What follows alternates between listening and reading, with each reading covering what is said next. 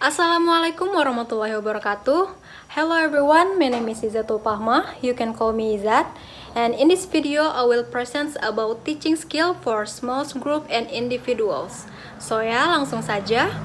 This presentations will contain about definitions of small group and individual teaching skill, rationality of small group and individual learning skills, purpose of classroom use of small group and individual teaching skills, component of small group and individual teaching skill, teacher's role in small group and individual teachings, and the last conclusions. So ya, langsung saja. Definitions of small group and individual teaching skills. Small group teaching skill are the teacher's ability to serve students' activities in group learning with the number of students ranging from 3 to 5 people or maximum of each people for each group. Meanwhile, skill in individual teachings are the ability of teachers to guide students in individual learning, especially for students who have learning difficulties or have problems. Jadi, keterampilan mengajar kelompok kecil adalah kemampuan guru dalam melayani kegiatan peserta didik dalam belajar secara kelompok dengan jumlah peserta didik berkisar antara 3 hingga 5 orang atau paling banyak 8 orang untuk setiap kelompoknya. Sedangkan keterampilan dalam pengajaran perorangan atau pengajaran individual adalah kemampuan guru dalam membimbing murid dalam belajar secara individual, terutama bagi siswa yang mengalami kesulitan belajar atau bermasalah. Teaching small group and individually is a form of learning that allows teachers to pay attention to each student and establish a closer relationship between teachers and students as well as between students and students. Mengajar kelompok kecil dan perorangan ini merupakan suatu bentuk pembelajaran yang memungkinkan guru memberikan perhatian terhadap setiap peserta didik dan menjalin hubungan yang lebih akrab antara guru dengan peserta didik maupun antara peserta didik dengan peserta didik lainnya. Sesuai dengan makna yang tersirat di dalam kata small group and individuals, maka secara fisik yang menandai bentuk pengajaran ini adalah terbatasnya jumlah siswa yang dihadapi guru, yakni berkisar antara 3-8 orang untuk kelompok kecil dan tentu saja hanya 1 orang untuk yang individual. Ini bukan berarti guru hanya menghadapi satu kelompok atau 1 orang siswa saja sepanjang waktu belajar.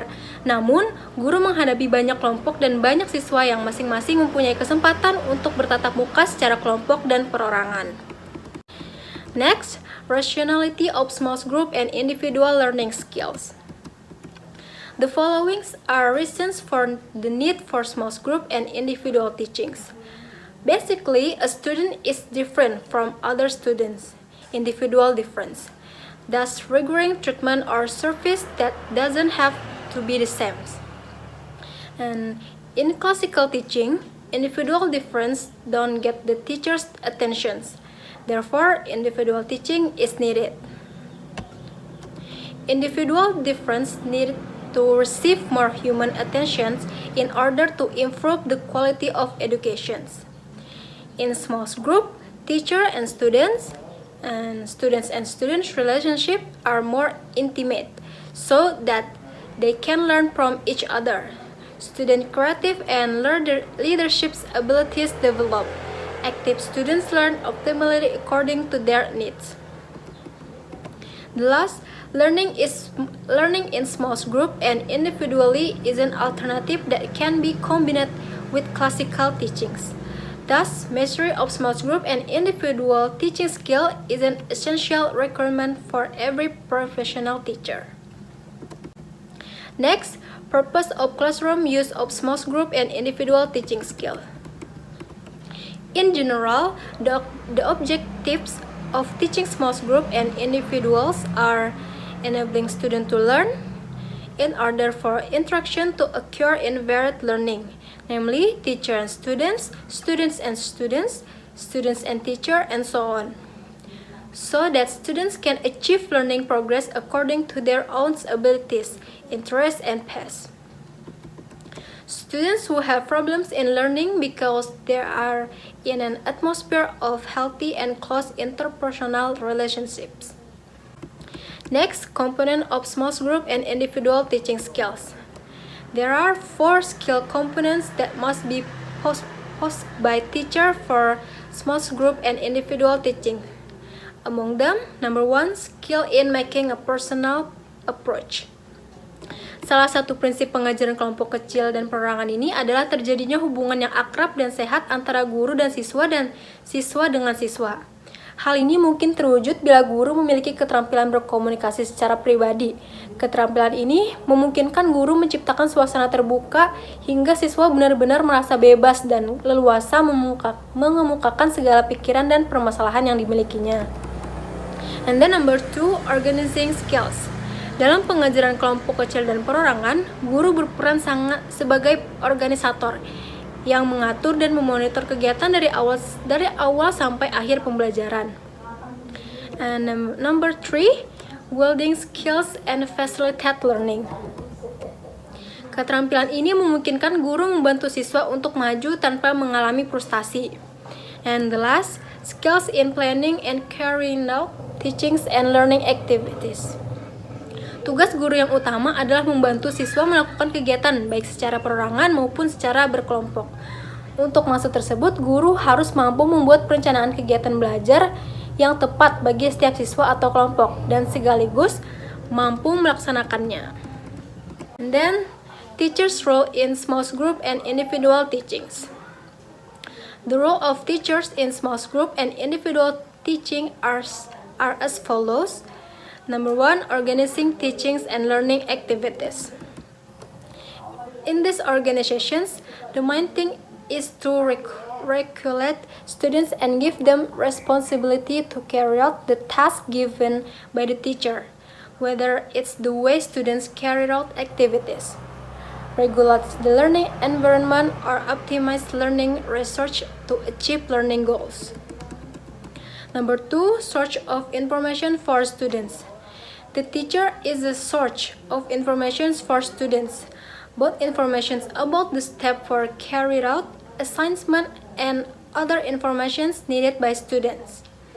Number 3, encouragement for students to learn. The teacher provides encouragement in the form of motivations so that students want to learn. Teacher must create classroom conditions that stimulate students to carry out learning activities in small group and individually.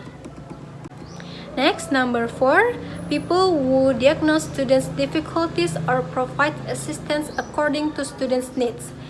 The teacher has a diagnostic role in the learning process, including knowing children individually about their learning progress or the difficulties they face. Number 5,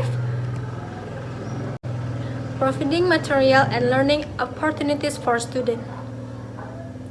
Teachers must also provide lessons material that will be taught or learned by students in small group and individual teachings.